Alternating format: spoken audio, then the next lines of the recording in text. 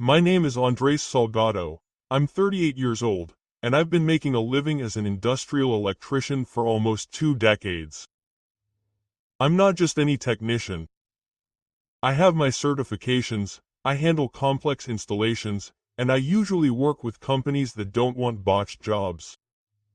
I don't lack for work or dignity.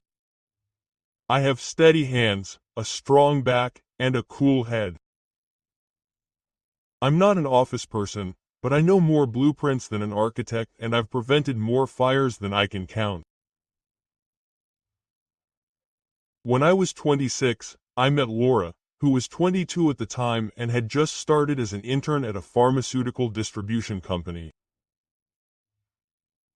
I was doing some repairs on the ground floor when she accidentally went downstairs looking for the dining room. I helped her find it, and she ended up buying me one of those terrible machine-made coffees, but I've never forgotten it. Laura was different from all the women I'd ever met. She had that ambition wrapped in elegance. She wasn't the typical woman who dreamed of a house and children. She dreamed of corporate staircases, glass offices, and doors with her name on them. She liked efficiency, planning, and schedules. I was more chaotic and improvised, but that was never an obstacle. On the contrary, we complemented each other. She organized my life and I gave her a break from the structured world. At first, Sundays were ours: movies, beers, long naps. We laughed about how different we were. Me in my grease-stained overalls and she talking about KPIs and quarterly reports. We were the perfect odd couple. When we got married, she was already an administrative supervisor. I had just signed a contract with a supermarket chain for their electrical systems.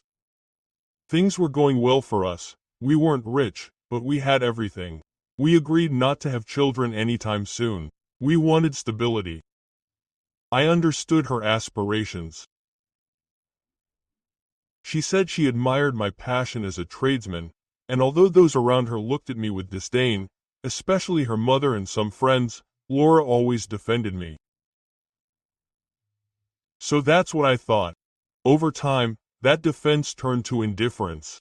She no longer spoke of me with pride. I could tell, even if she didn't say so. But when you love someone, you swallow a lot of things, more than you should. As she moved up in the company, she spent more hours away. I adapted, cooking, washing, waiting up to have dinner together. I learned her schedule, texting her without expecting a response. I thought stress was making her cold, that it was a phase, but I also started to notice small cracks. She would leave her phone face down, get irritated by my jokes. She no longer asked me to accompany her to her events. It's work, it's boring, she told me. I didn't insist, not because I didn't care, but because I trusted her. I thought love was more resilient than routine. I thought just being there was enough. My first reality check came one night when I arrived home tired from a double shift. I sat down next to her, tried to hug her, and she pulled away as if I were sweating too much. She glanced at me out of the corner of my eye and said something I'll never forget. Sometimes I feel like we have nothing in common anymore. The sentence hung in the room like a bad smell. We didn't argue, I didn't say anything. I went to sleep alone while she continued checking her laptop with a glass of wine that I hadn't seen her buy. That's when I knew that the problem wasn't tiredness or routine, it was something else, something deeper, dirtier. And the worst was yet to come. After that night, everything changed, not suddenly, but with a poisonous slowness. Laura was no longer the woman I had met in the break room of that company. Now she dressed with an elegance that wasn't just for work. She wore underwear that I had never seen before. She arrived with new fragrances, the kind that you can't buy in pharmacies. I kept quiet. I accepted her distance like someone who accepts an unjust sentence with the hope that it would end soon. I began to observe without asking, like a man who senses a fire but hasn't yet smelled the smoke. And although her indifference hurt me every night, something inside me began to cool down too. The day I heard her talking quietly on the phone from the bathroom, I knew my intuition wasn't wrong. I didn't hear any names, just laughter and a flirtatious tone she hadn't used with me in months. I pretended to be asleep when she left.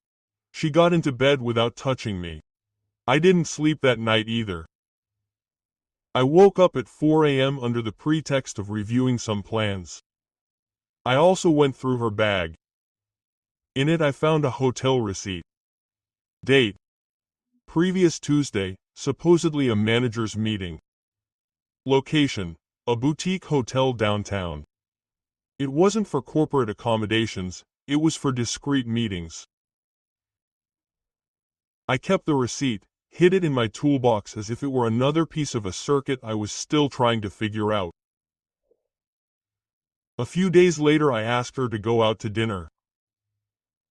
I wanted to look her in the eye, to search for a spark of regret in her gaze, but there was nothing. Just dissent, like someone talking to someone who no longer deserves sincerity. "Do you really think dinner will fix everything?" she blurted out. I asked him if anything was wrong. She looked at me intently and said, "You're a good man, Andres. But Stonen, I don't know. I feel stuck. Sometimes I think you need more than wires and pliers, and then with that coldness that I've only seen in bank executives. You're just a simple electrician. I don't mean to offend you, but we're not on the same level." There, not only did something break, my soul was burned. Not because of the humiliation, but because of the certainty that I had been wrong all these years. She looked at me with contempt, as if I were a failure with legs. It didn't matter how many times I broke my back so that she could study, move up, buy her suits. I had stopped being useful and she didn't see myself as a man anymore. I was an uncomfortable accessory that she had to tolerate until she found an excuse to get rid of me. I didn't say anything, I didn't yell at her, I didn't cry, I just nodded, because I understood that if she saw me as someone small, then I had to show her what that simple electrician was capable of. From that night on, I moved in silence. I began to take note of her absences, the places she claimed to go, and the times that didn't add up. I didn't act with anger, but with method, as if I were preparing a dangerous installation. Everything had to be measured to the millimeter. I saved emails, took photos, wrote down license plates. I became her shadow without her noticing. She thought she had me asleep, broken, but I was just waiting for the right moment, because there is no greater punishment than one carried out in silence. And I was no longer her husband, I was the architect of her downfall. One random afternoon after an electrical installation at a refrigeration plant, I decided to pick her up after work without warning. I arrived an hour early. I waited in my van with the engine off. I saw several employees leave, some I already knew by name, others new. She didn't appear. It wasn't until 7:43 that I saw her, but she wasn't alone. She was walking next to Mario, her boss. He had his jacket in his hand, laughing as if they were accomplices in something more than just a secret work. She was wearing that damn black dress that she never wore with me, the one that she knew exactly what it provoked. They didn't see me. They got into their black van together and left. Not to her house, not to a meeting, to a discreet motel on the highway, the same one that was listed on the receipt I kept. There was no doubt in my mind. She was no longer my wife, she was someone else. I didn't confront her that night. She returned around 11, showered quickly, and got into bed without saying a word to me. Her back welcomed me. I just watched her in the dark. In my mind, the pieces fit together with terrifying clarity. I went to bed without touching her, not out of sadness, but because something had definitely broken. The next day, while she was making coffee, I asked her if we could talk. She looked at me as if the sound of my voice bothered her. "What now?" she said without looking up from her phone. I asked her if she was cheating on me. She didn't even try to hide it. She let out a dry laugh. "Do you really think this is cause for jealousy? We're not okay. Long time ago, Andres, and I don't owe you an explanation." That was it. The sentence that buried any hope of redemption. That same day I left the house for a few hours, not because I wanted to escape, but because I needed to clear my head so as not to lose control.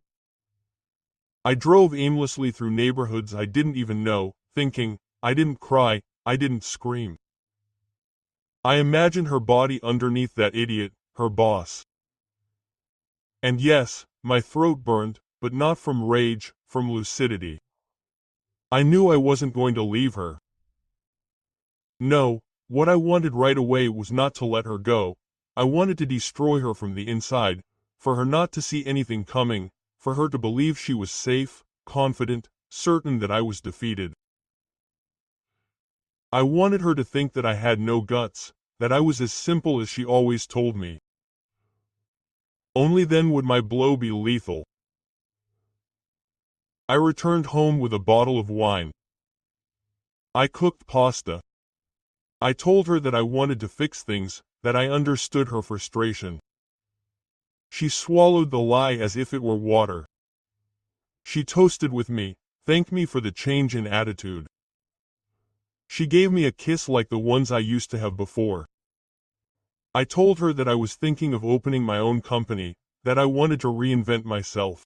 I said it with a confident voice, like someone surrendering to the success of another. She smiled arrogantly. She told me that she liked seeing me finally ambitious. That night her without love, like an actor on stage. She thought she had me again. I just wanted to seal the illusion. Over the following weeks, I reinforced the lie. I made her feel important. I asked her for business advice. I made her believe that I needed her management vision. I even asked her for help opening an account in the name of the supposed company.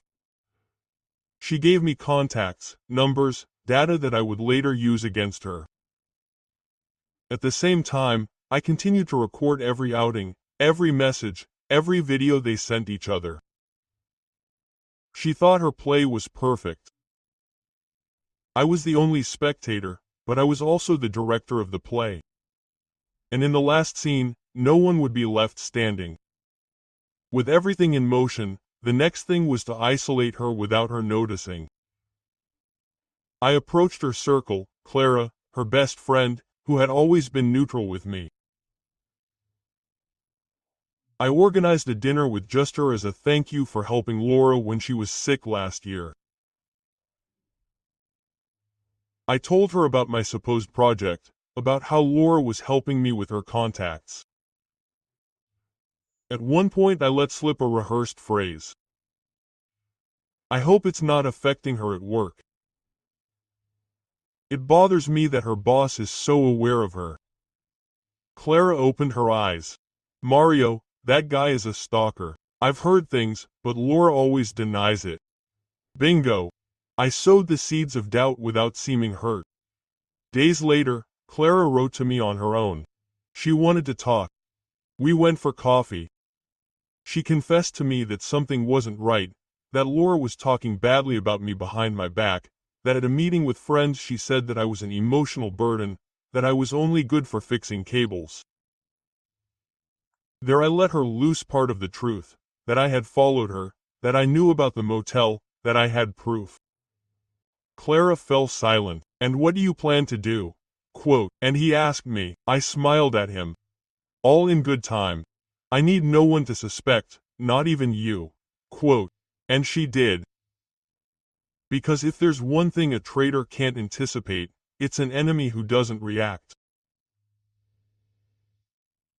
I used the information I had and built a file, a PDF with organized evidence, conversations, photos, dates, voice recordings, all backed up. I sent it to an email account with a neutral name, with no trace of me. Then I contacted human resources at the company where Laura worked from an anonymous email, reporting the relationship with her direct superior, violating internal ethics and hierarchy policies. I attached everything to them. I didn't sign my name, I just wrote. It's not out of revenge, it's out of respect for those who work hard without sleeping with their boss. In less than a week, rumors began to spread in her office. Laura began to get upset. She would arrive later, more nervous. She would tell me that there was a bad atmosphere in the office, that someone was spreading things. I would just nod in concern. I offered to support her. I told her that she should talk to her boss and clear it up. She tried, but he avoided her. I knew because I also had an inside source. The receptionist at the building, whose electrical panel I fixed in exchange for letting me know when Mario and Laura arrived or left together. She told me that they no longer drove together, that Mario had even traveled alone to a key meeting. She was distancing herself. That devastated her more than any truth, because in her mind Mario was a promotion disguised as a lover, and suddenly she realized he was disposable. Her face changed, her tone, she was no longer haughty. She spoke to me in the voice of someone who is starting to get scared, scared of losing what she thinks she controls. And I held her. I told her that everything was going to be okay, that she had me. That was the sweetest part, watching her cling to the man she had belittled, that simple electrician, just when her world was starting to fall apart, without her having the slightest idea who was tearing it down. It all exploded one Thursday morning. Laura woke me up shaking my arm with her eyes full of fury and fear. I was suspended. They say there is an investigation into the matter, for inappropriate behavior with Mario. I feigned surprise, even concern. I asked her what had happened. She made me read an email that had been sent to her from the compliance area. She had been summoned to a meeting with management and human resources the following Monday. Her voice trembled. I nodded. I told her that she had to stand firm, that everything would be cleared up. Inside, I felt my blood boiling with pleasure. The theater was finally collapsing, and she didn't even know that I had written the script. That weekend was a parade of nerves. She barely ate, she locked herself in the studio, sending messages, making calls. She couldn't find Mario. The company had temporarily separated them both from their positions. Her friends no longer responded to her with enthusiasm. Clara pretended not to know anything, as we had agreed. I brought her coffee, gave her words of encouragement, offered to review her resume for her. Things were not going well. She began to look at me differently, as someone who sees in a man that he despised the only refuge he had left. Sometimes she cried silently, not out of regret. She cried because of a loss of power, because her world, the one she had built behind my back, was collapsing and she couldn't do anything about it. On Monday, I drove her to the office, even though she didn't ask me to. She got out with an awkward step, as if she were carrying an invisible burden. She didn't kiss me, she just said, "Thank you for being there." I saw her walking up to the building in that gray dress she wore to important meetings. I already knew what was going to happen. From Minute One, an inside source learned that Mario had turned her in to save his own skin. He said she was the one who seduced him, that he had hidden it out of shame. He showed emails that had been cut out and manipulated, cleaning up his image. The company needed a scapegoat, and in these games, women always lose. Laura returned 2 hours later, devastated. Her face was pale, her eyes swollen. She got into the car, closed the door, and remained silent for a long time. I was fired without compensation. I violated the internal code. Quote, "There's nothing I can do," she whispered. Then she looked at me, expecting something, maybe a hug or a word. I told her the only thing she deserved. "I'm sorry." That broke her. She cried on my shoulder like an abandoned child. I comforted her. I told her we were going to get through this. I made her food that day. I did everything a faithful husband would do because it wasn't over yet. I wanted her to hit rock bottom, to have no escape. That night, as she slept, I put an envelope on the dining room table. Inside were printed copies of all the emails, photos, recordings, hotel receipts, the full report I had sent myself. A small piece of paper on top said, "I didn't do it for revenge, I did it so you'd learn not to spit down your throat." I woke up early, packed my things, closed the door quietly, left her no goodbye letter, no threats, not one more word.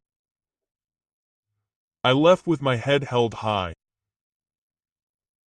Because sometimes the one who remains silent is not the weakest, it is the one who waits and when it attacks, turns off the light forever. M.